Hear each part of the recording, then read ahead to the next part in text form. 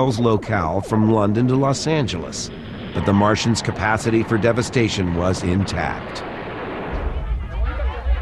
In Steven Spielberg's reimagining of the story, the aliens invade from below the Earth, as well as from the skies above. That's possibly a reference to where they sheltered in the movie that so scared him as a child, Invaders from Mars.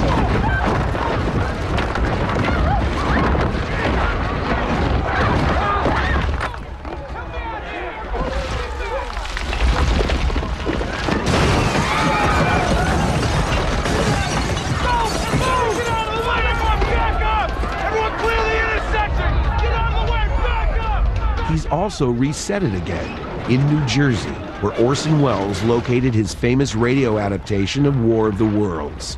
But something more than nostalgia went into that decision. Get down! Just get up! Get down!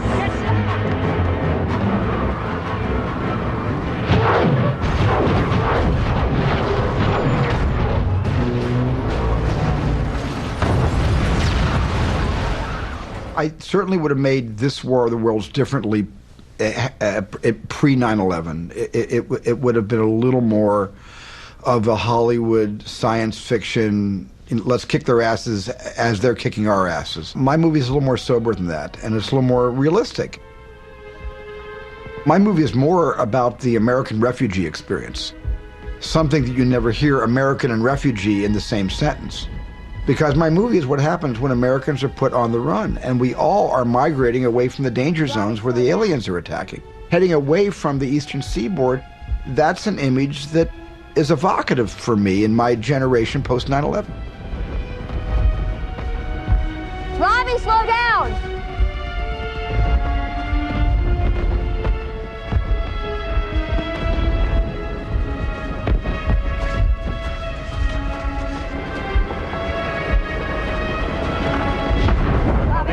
Stay together, Robbie. Robbie. Stay together. Robbie! Get back here!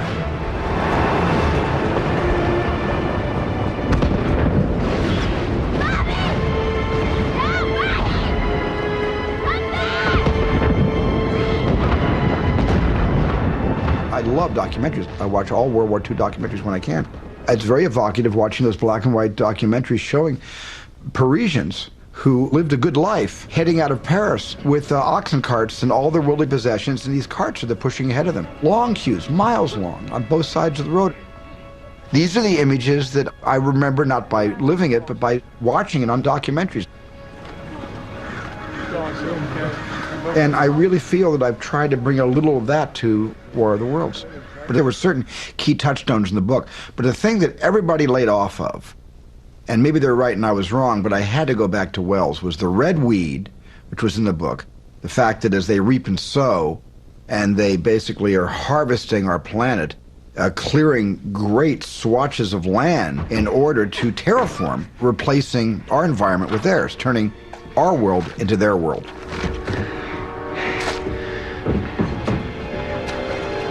Rachel, make some noise, baby. Rachel?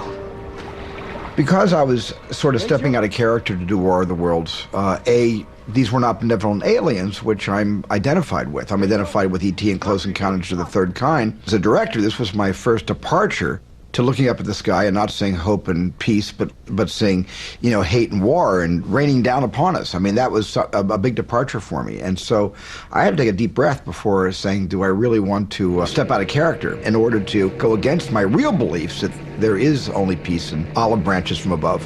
His conflict is everyone's conflict. It has been since the 50s, when science fiction ceased being an occasional movie event and became a full-time movie genre. We hope our visitors bring a peaceful promise. We fear they bring a terrible swift sword. We know only that they speak in metaphors, both hopeful and fearsome.